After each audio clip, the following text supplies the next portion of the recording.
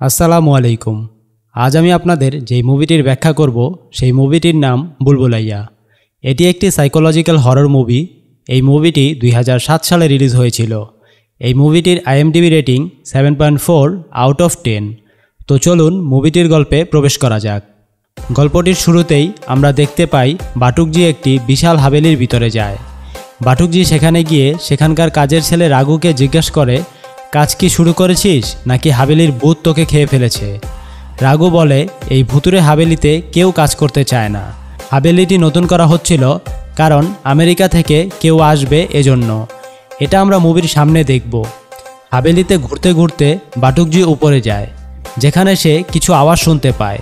সেই আওয়াজ শুনে ভয় পেয়ে কাজের ছেলে রাঘুকে ডাকতে ডাকতে দৌড়ে সেই হাভেলি থেকে বেরিয়ে চলে যায়।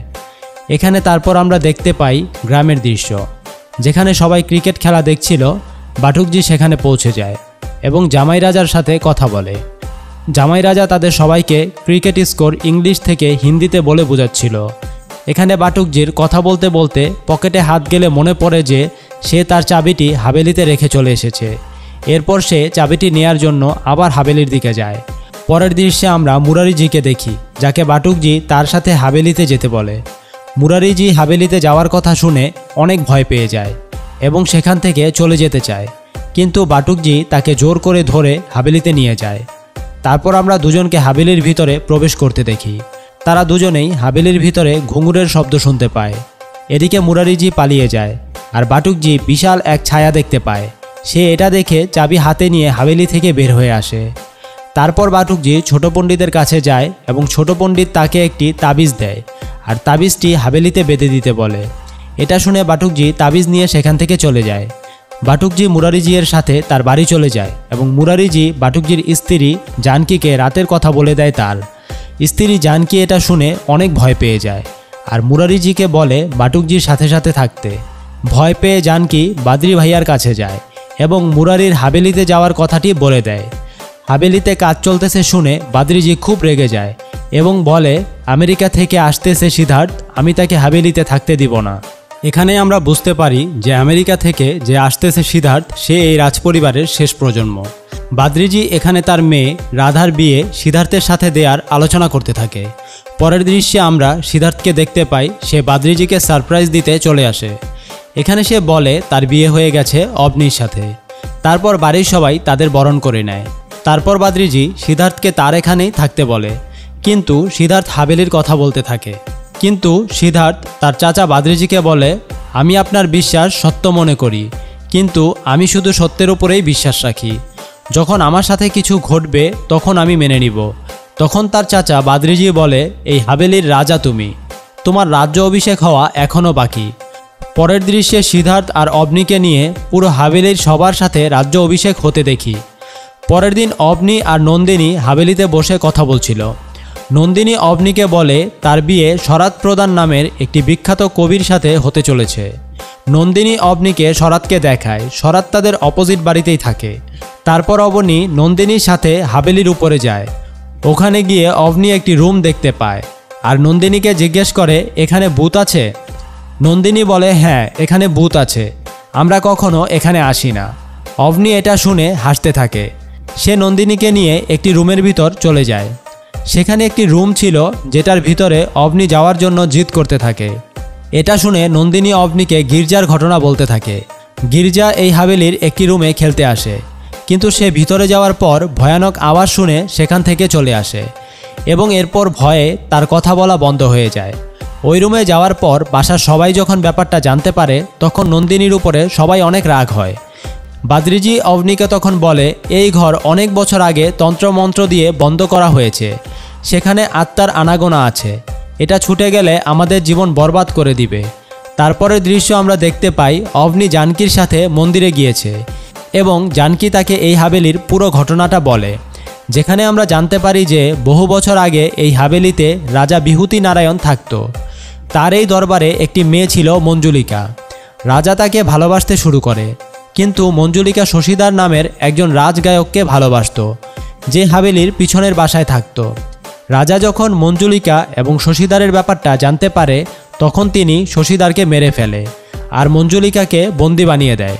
তারপর সেই ঘরেই মঞ্জুলিকার মৃত্যু হয়। মরার আগে মঞ্জুলিকা ওই রাজা এবং তার পরিবারকে মেরে ফেলার কসম খায়। পরের দৃশ্যে আমরা দেখতে পাই অভনি সিদ্ধার্থের সাথে ওই রুমে যাওয়ার কথা শেয়ার করছে। তখন সিদ্ধার্থ বলে, তোমারই বাসা, যেখানে খুশি যাও। এরপরের দৃশ্যে আমরা দেখতে পারি অভনিকে সেই ঘরের মধ্যে প্রবেশ করতে। অভনি ঘুরে ঘুরে সেই ঘরের সব কিছু দেখছিল।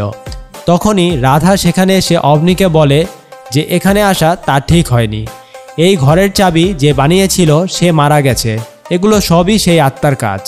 পরের দৃশ্যে আমরা হাভেলির সবাইকে দেখতে পাই, যেখানে বাদ্রিজি সবাইকে হাভেলির ওই রুমে যাওয়ার ঘটনা বলছে এবং অনেক রাগ করছিল। তারপর বাটুকজিকে বলে তাড়াতাড়ি তাদের পারিবারিক তান্ত্রিককে খবর দিতে। বাটুকজি ফিরে আসে এবং বলে সেই তান্ত্রিকের আসতে কিছুদিন সময় লাগবে। সিদ্ধার্থ তার চাচা ও বাটুকজির কথা শুনে বলে সব অন্ধবিশ্বাস। বাদ্রিজি তাকে বলে হাভেলি থেকে চলে যেতে। যখন সিদ্ধার্থ এই কথা শুনতেছিল না, তখন বাদ্রিজি বলে যে তাদের সেফটির জন্য আমরা সবাই আজকে থেকে এই হাভেলিতেই থাকব। তারপর তারা এই হাভেলিতে চলে আসে। পরের দৃশ্যে আমরা দেখতে পাই বাদ্রিজি, মুরারিজি এবং সেই মন্দিরের ছোট পণ্ডিতের সাথে উপরের সেই রুমটি তন্ত্রমন্ত্র দিয়ে বন্ধ করতে আসে। যখনই তারা রুমটি বন্ধ করে তখনই ভিতর থেকে কিছু আওয়াজ আসতে থাকে। এটা শুনে তারা দুইজন সেখান থেকে দৌড়ে পালিয়ে যায়, কিন্তু পণ্ডিত সেখানে পড়ে যায় আর সে মঞ্জুলিকার ছায়া দেখে প্রচণ্ড ভয় পায়। পরে আমরা দেখতে পাই শরাত তার রুমের আশেপাশে কোনো কিছু ঘোরাফেরার আওয়াজ শুনতে পায়। এরপর রাধা সিদ্ধার্থ আর অভনিকে ডাকতে আসে আর সে বলে হাভেলির কাজের মেয়ে সেখানে কিছু দেখেছে। সিদ্ধার্থ তার কথা শুনে বলে এগুলো সব চোখের ভুল, তুমি আর কাজে আসবে না, তাকে না করে দেয়। তারপর বাড়ির সব কিছু এদিক সেদিক পড়ে যেতে থাকে এবং ভেঙে যায়। এগুলো দেখে সবাই অনেক ভয় পেয়ে যায়। অভনি সিদ্ধার্থকে বলে আমি ওই রুমটা খুলেছিলাম, এজন্য এসব হচ্ছে হয়তো।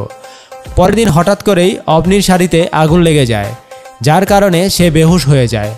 হুশ আসার পরে সে বলতে থাকে আমি দেখেছি তাকে, রাধা ছিল সেখানে। তারপর বাদ্রিজি সিদ্ধার্থকে এই হাভেলি ছেড়ে চলে যেতে বলে আর বলে যে সে এই ভূতনির নূপুরের শব্দ শুনেছে। সিদ্ধার্থ বাদ্রিজিকে বলে এগুলো আমার মনে হয় সব রাধার কাজ এবং সে পাগল হয়ে গেছে। রাতে জানকী অবনীর সাথে মন্দিরে যায়। সেখানে অবনী জানকীর সাথে রাধার ব্যাপারে কথা বলতে থাকে। এখানে আমরা জানতে পারি রাধার বাবার মৃত্যুর পর বাটুকজি রাধাকে তার কাছে রাখে।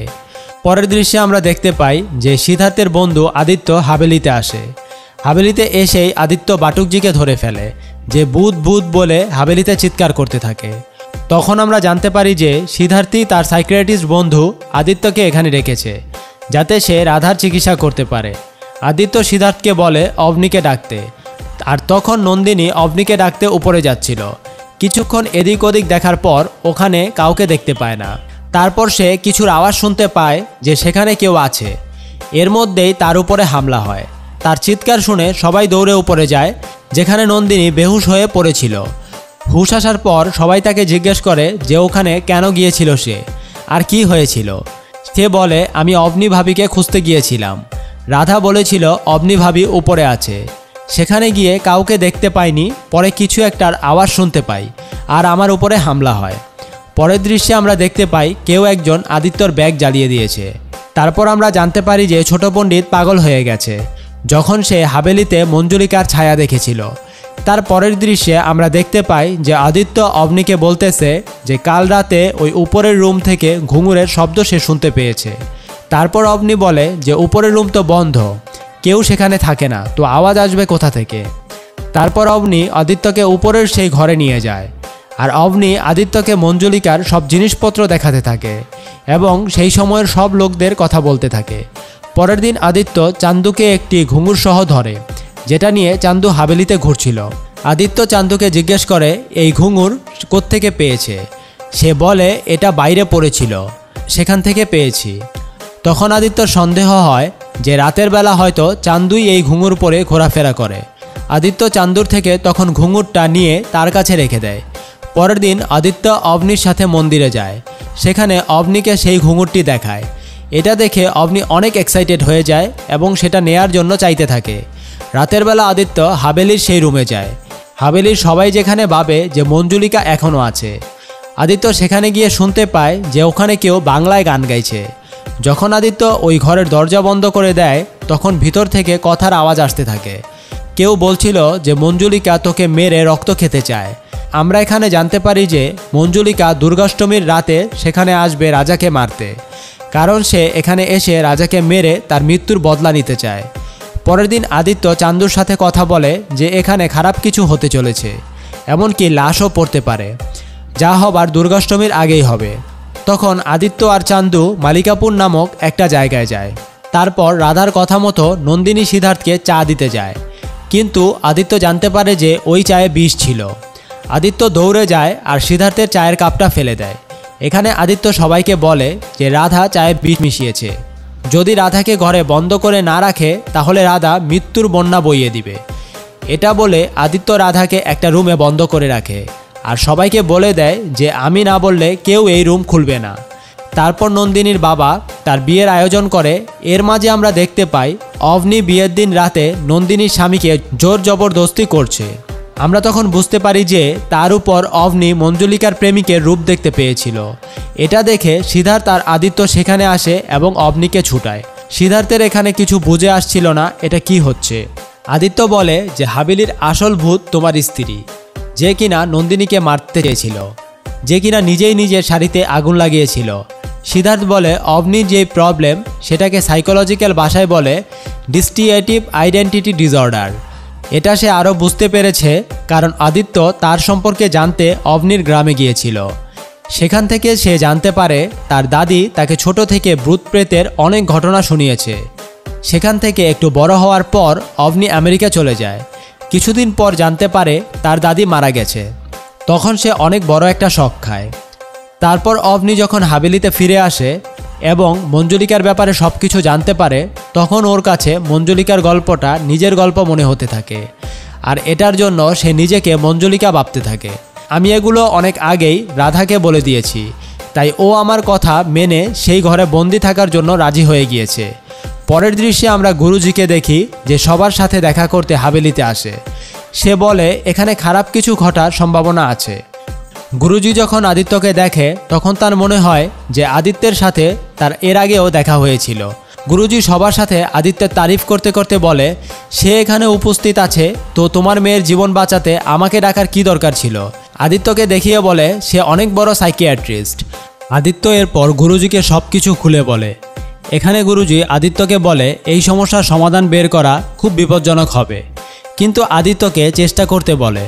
আদিত্য তার কাছে সাহায্য চায় এবং গুরুজি তাতে রাজি হয়। তারপর আদিত্য সিদ্ধার্থের কাছে যায় এবং বলে যে অভনিকে কোনো একটা কাজে না করতে, ওর একটু রাগ উঠাতে হবে যাতে ওর ভিতরের মঞ্জুলিকার চরিত্রটা বেরিয়ে আসে। পরের দৃশ্যে আমরা দেখতে পাই যখনই সিদ্ধার্থ অভনিকে বাইরে যেতে না করে তখনই অভনি রেগে যায় আর ওর ভিতরের মঞ্জুলিকার চরিত্রটা বেরিয়ে আসে। সে সিদ্ধার্থকে ওই সময়ে রাজা ভাবতে থাকে, যে কিনা তাকে এবং তার প্রেমিকাকে মেরে ফেলেছিল। সে রাগে এক হাত দিয়ে খাটটা উঠিয়ে ফেলে। তারপরই অভনি বুঝতে পারে যে তার সাথে কিছু ভয়ানক ঘটছে। সে বুঝতে পারে সে মানসিকভাবে সুস্থ না। সে সিদ্ধার্থের সাথে কথা বলতে বলতে শুয়ে পড়ে আবার। পরের দিন সিদ্ধার্থ আদিত্যকে বলে অভনিকে এখান থেকে নিয়ে যাবে, তার কোনো কিছুর দরকার নেই এখানকার। আদিত্য সিদ্ধার্থের সাথে কথা বলে বোঝানোর চেষ্টা করে যে সে অভনিকে ঠিক করতে পারবে, কিন্তু তার জন্য সিদ্ধার্থকে তার সাথে থাকতে হবে। আমরা তখন বুঝতে পারি যে আদিত্য গুরুজির সাথে মিলে অভনির উপর একটা পরীক্ষা চালাবে। এরপর দুর্গাষ্টমীর রাতে সিদ্ধার্থ অভনির রুমে যায়। সে সেখানে গিয়ে দেখে যে অভনি ঘরে নেই। সে হাভেলির উপরের ঘরে নাচতেছিল। এখানে তার এমন মনে হচ্ছিল যে সে মঞ্জুলিকা আর সে তার প্রেমিক শশীদারের সাথে নাচতেছে। পরে আমরা দেখতে পাই অভনিকে কিছু লোক সেখান থেকে ধরে নিয়ে আসে এবং বসায়। তারপর গুরুজির জিজ্ঞেস করার পর সে বাংলায় কথা বলতে থাকে এবং সে বলে সে এখানে রাজাকে মারতে এসেছে। গুরুজি বলে যে রাজাকে মারার জন্য আমি তোমাকে সাহায্য করব, কিন্তু তারপর তোমাকে এখান থেকে চলে যেতে হবে। সারা জীবনের জন্য অভনির শরীর ছেড়ে দিতে হবে। তারপর সেটা অভনি মানে। গুরুজি আদিত্যকে বলে রাজাকে তার সামনে নিয়ে আসতে। এটা বলে সিদ্ধার্থকে অভনির সামনে শুইয়ে দেয়। যখনই সিদ্ধার্থকে অভনি রাজা ভেবে মারতে যায় তখনই আদিত্য তার সামনে থেকে সিদ্ধার্থকে সরিয়ে একটা পুতুল শুইয়ে দেয়। তারপর অভনি তলোয়ার দিয়ে ওই পুতুলের উপর হামলা করতে থাকে। মঞ্জুলিকা মানে অভনি ততক্ষণ মারতে থাকে যতক্ষণ সে শান্ত না হয়ে যায়। তারপর কিছুক্ষণ পর সে বেহুশ হয়ে যায়। এসব দেখে সেখানকার লোক সবাই ভয় পেয়ে যায়। তারপরের দৃশ্যে আমরা দেখতে পাই আদিত্য অবনীকে হিপনোটাইজ করে কথা জিজ্ঞেস করছে, যার উত্তর অবনী ঠিক ঠিক দিচ্ছিল। এরপর আদিত্য অবনীকে সিদ্ধার্থের সাথে মিলিয়ে দেয় এবং বলে যে অবনী এখন একদম সুস্থ আছে। অবনী আদিত্যকে তার সাহায্যের জন্য ধন্যবাদ জানায়। এরপর আমরা দেখি যে আদিত্য রাধার কাছে যায় এবং তাকে বিয়ের জন্য প্রপোজ করে। আদিত্য পরের দিন সেখান থেকে চলে যায় এবং সবাই তার কাছে তাকে চিনতে না পারার জন্য মাফ চায়। তারপর আদিত্য একটি গাড়ি নিয়ে সেখান থেকে চলে যায়। এখানেই গল্পটি শেষ হয়ে যায়।